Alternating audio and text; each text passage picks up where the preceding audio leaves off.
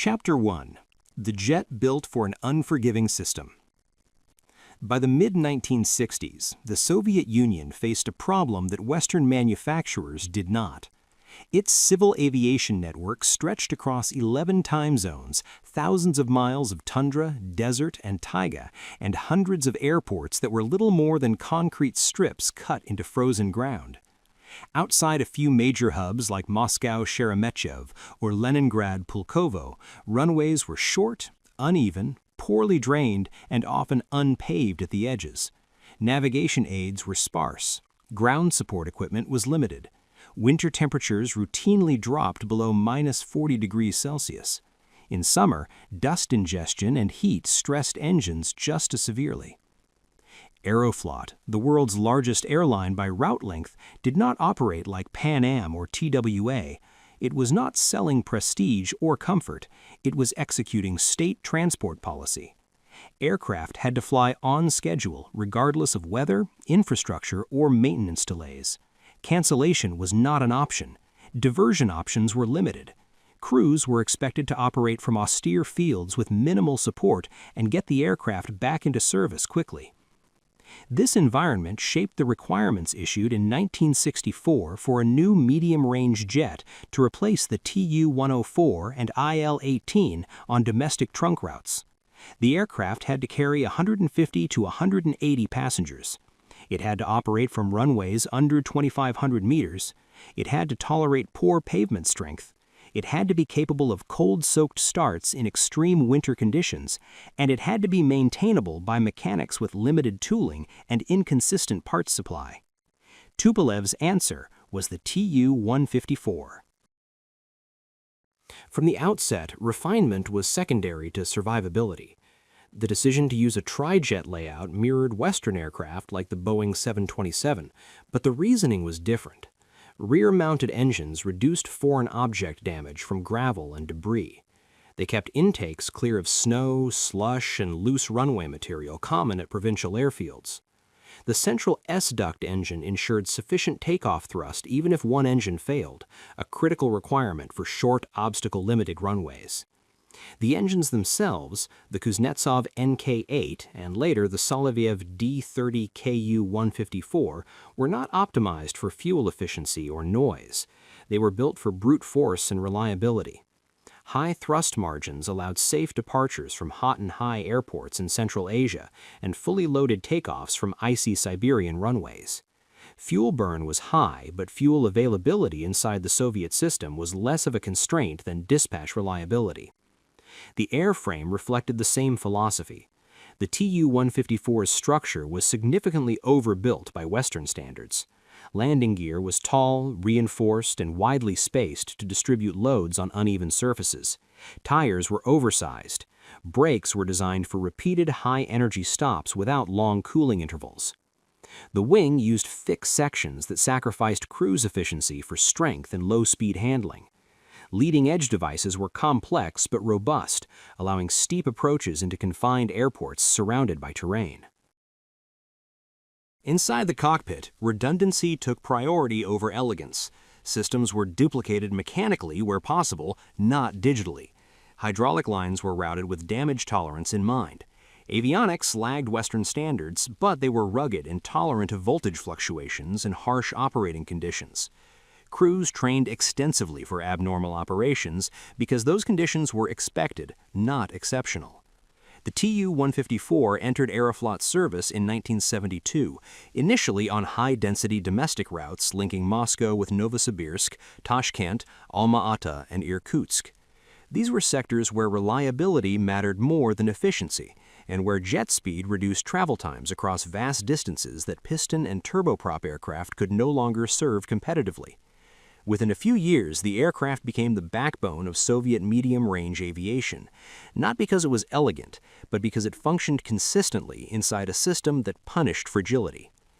Western observers often misread the design.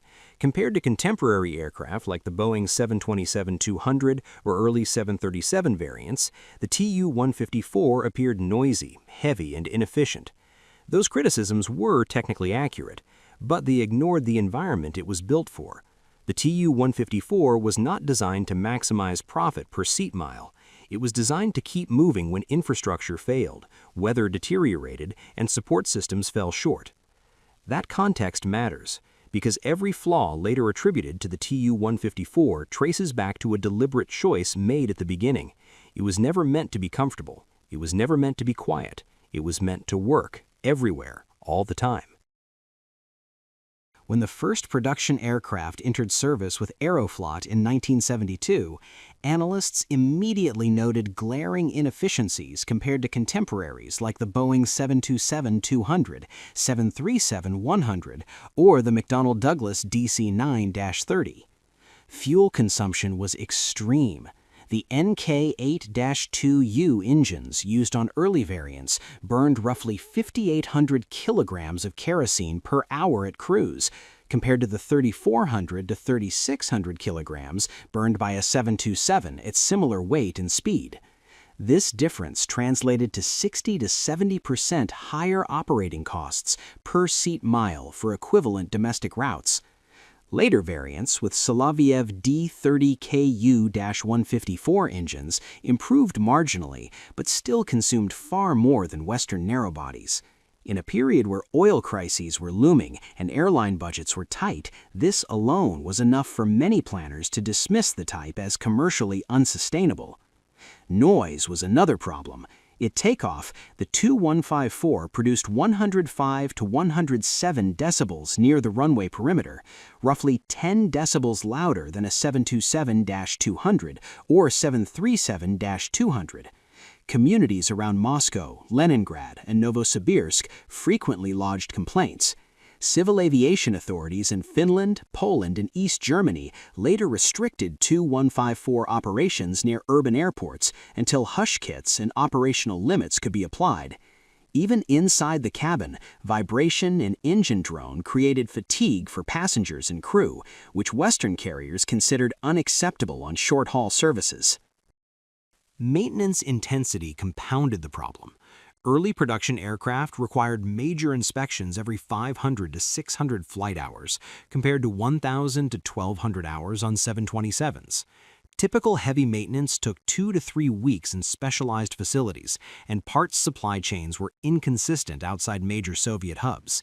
Each aircraft required, on average, 25 to 30 maintenance personnel to sustain operations, a significant workforce compared to the 15 to 18 per aircraft for Western types. Common issues included hydraulic leaks, landing gear wear on rough runways, and repeated turbine blade inspections due to vibration-induced microfractures.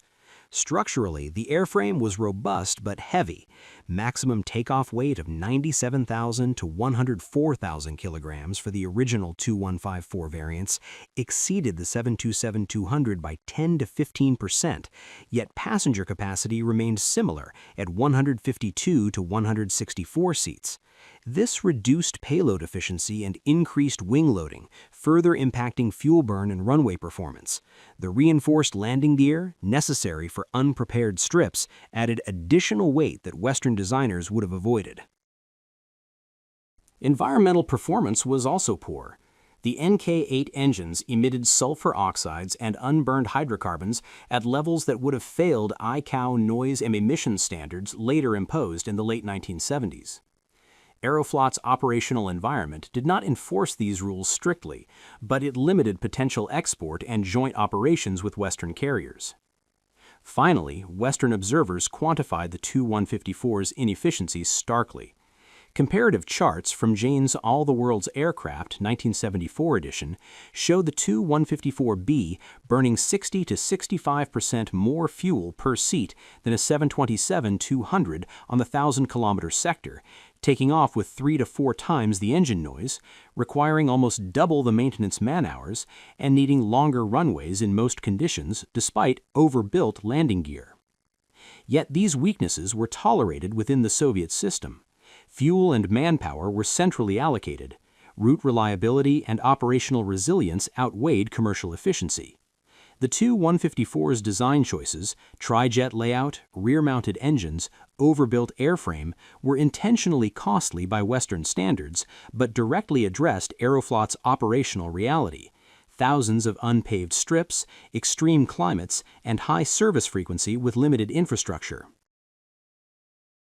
By the early 1980s, the Tu-154 was no longer a new design, yet it remained the backbone of Aeroflot's domestic and regional network.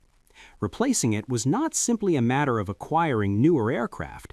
The Soviet aviation ecosystem was tightly integrated around the Tu-154's specifications.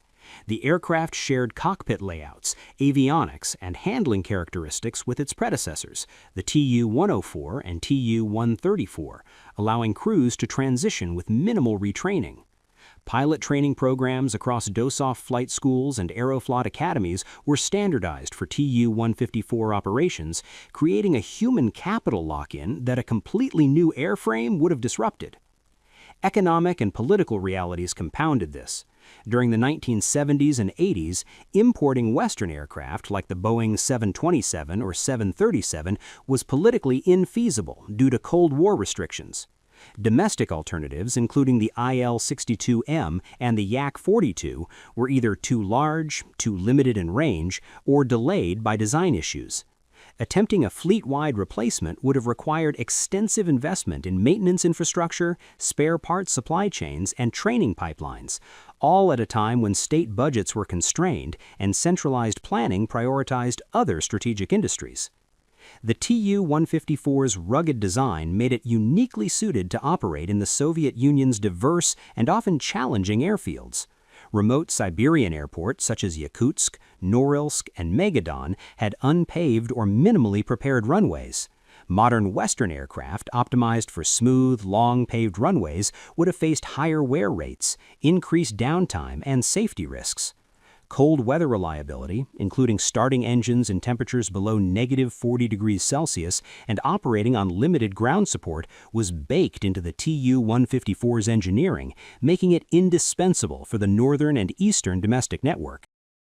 By the late 1980s, the Soviet Air Force and Aeroflot had fully internalized this dependence. Replacements like the Tu-104 were in development, but delays and teething issues meant they could not scale to meet Aeroflot's thousands of flight-per-month schedule. Fleet commonality remained crucial. A new airframe would require retraining tens of thousands of pilots, maintenance engineers, and dispatchers. Even small production changes, like adopting Western turbofans, would have caused supply chain and operational ripple effects incompatible with the centralized Soviet aviation model.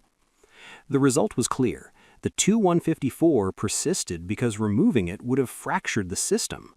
Airlines and state operators tolerated its inefficiencies, fuel consumption 20 to 30% higher than comparable Western trijets, higher noise, and increased maintenance intensity because the alternatives were unavailable, unreliable, or politically unacceptable. The aircraft's reliability, predictable performance, and logistical compatibility outweighed its technical drawbacks.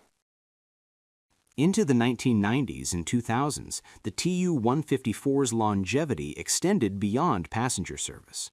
Aeroflot, Rossiya Airlines, and other regional carriers continued to use the type on routes unsuitable for newer jets.